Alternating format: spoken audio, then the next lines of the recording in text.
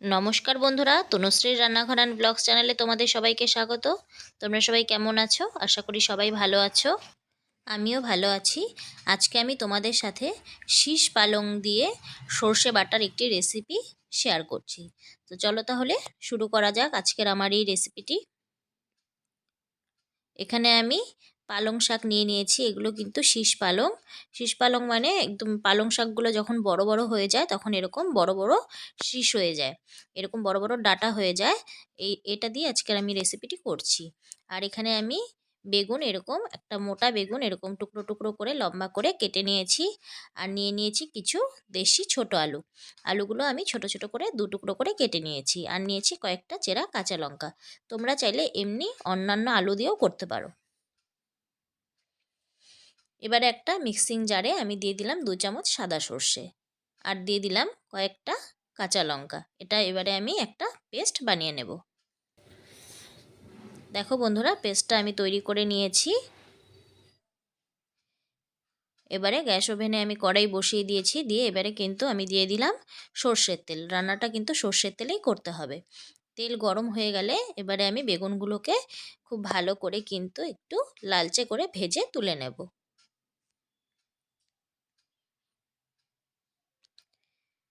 বেগুনটা দিয়ে দেওয়ার পরে এবারে আমি দিয়ে দিলাম সামান্য একটু নুন আর হলুদ গুঁড়ো।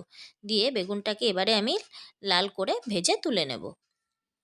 ভিডিওটি স্কিপ না করে দেখো বন্ধুরা, ভালো লাগবে। আর ভিডিওটি যদি ভালো লেগে থাকে তাহলে প্লিজ একটা লাইক করে পাশে থেকে যেও।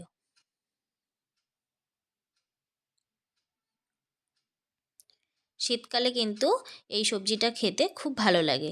দেখো বেগুনটা ভাজা হয়ে গেছে, আমি বেগুনটাকে তুলে নিয়েছি।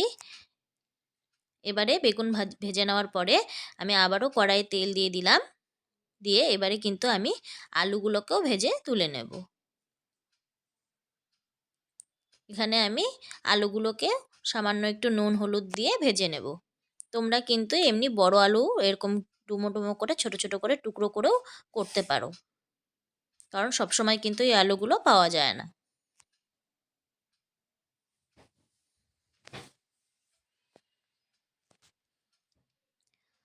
আলুগুলো ভাজা হয়ে গেছে বন্ধুরা, আলুগুলোকে আমি তুলে নিচ্ছি।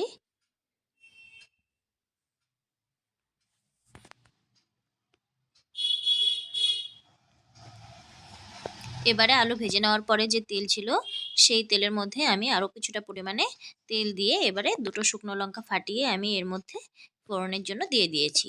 কিছুক্ষণ ফোড়নটাকে ভেজে নেওয়ার পরে আমি এখানে দিয়ে দিলাম হাফ চা চামচ কালো জিরে।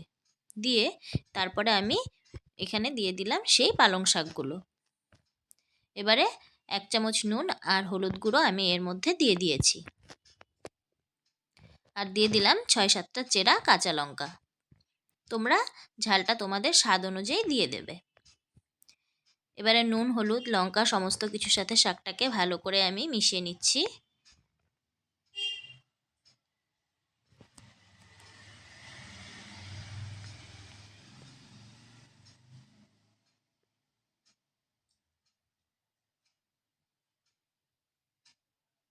দেখো বন্ধুরা, শাকটা থেকে কিন্তু আমার ধীরে ধীরে করে জল ছাড়তে শুরু করেছে।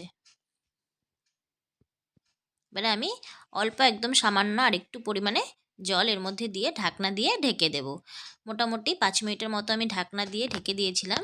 এখানে কিন্তু গ্যাসের আঁচটা একদম কমিয়ে দিতে হবে। দেখো কতটা পরিমাণে আমার জল ছেড়ে দিয়েছে। এই জলেই কিন্তু একদম শীষ পালংয়ের যে ডাঁটগুলো আছে সেগুলো কিন্তু সেদ্ধ হয়ে যাবে।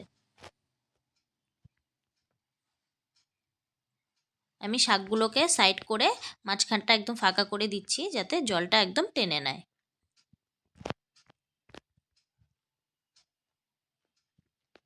আগে শাকটাকে একটু ভালোভাবে রান্না করে নিতে হবে। তারপরে আমি এর মধ্যে দিয়ে দিলাম সেই সর্ষে আর লঙ্কা বাটাটা। দিয়ে এবারে সর্ষে লঙ্কাটাকে শাকের সাথে খুব ভালো করে কিন্তু মোটামুটি 1 মিনিটের মতন একটু ভেজে নিতে হবে। সর্ষে কিন্তু খুব একটা বেশি ভাজা যাবে না, তাহলে তেতো হয়ে যাবে। সেই কারণে আমি সামান্য শুধু জাস্ট একটু ভেজে নিয়েছি। তারপরে যে আগে থেকে ভেজে রেখেছিলাম আলু আর বেগুন সেটাকে এর মধ্যে দিয়ে দিয়েছি। এবারে আলু বেগুনটা শাকের সাথে খুব ভালো করে সর্ষে সব কিছুর সাথে সুন্দর করে কিন্তু মিশিয়ে নিচ্ছি। এখানে কিন্তু গ্যাসের আঁচটা কমিয়ে দিয়ে কন্টিনিউ কিন্তু ভালো করে নেড়ে নিতে হবে, তা না হলে কিন্তু নিচে লেগে যাওয়ার চান্স থাকবে। এবারে আমি মিক্সিংয়ের সেই জারটা ধুয়ে সামান্য একটু জল এর মধ্যে দিয়ে দিয়েছি, দিয়ে মোটামুটি আরও কিছুক্ষণ সময় নিয়ে এটাকে কিন্তু একটু ভাজা ভাজা করে নিয়েছি। এর মধ্যে কিন্তু আমি আর কোনো রকম কোনো জল অ্যাড করিনি, এটা কিন্তু একদম শুকনো শুকনোই হবে খেতে। তো এইভাবে করে তৈরি করলেই কিন্তু হয়ে যাবে আমার এই শীষ পালং দিয়ে সর্ষে বাটার এই রেসিপিটি। এবারে আমি নামানোর আগে দিয়ে দিব 2 চামচ সর্ষের তেল, তাহলেই কিন্তু পুরোপুরিভাবে তৈরি হয়ে যাবে আমার এই রেসিপিটি। ভিডিওটি যদি ভালো লেগে থাকে বন্ধুরা, তাহলে প্লিজ একটা লাইক করে পাশে থেকো। আর যারা ভিডিওটি দেখছো কিন্তু আমার চ্যানেলটিকে এখনও পর্যন্ত সাবস্ক্রাইব করনি, তারা ঝটপট গিয়ে সাবস্ক্রাইব করে পাশে থাকা বেল আইকনটি প্রেস করে দাও। পরবর্তী ভিডিওর অপেক্ষায় থেকো বন্ধুরা, ভালো থেকো, সুস্থ থেকো।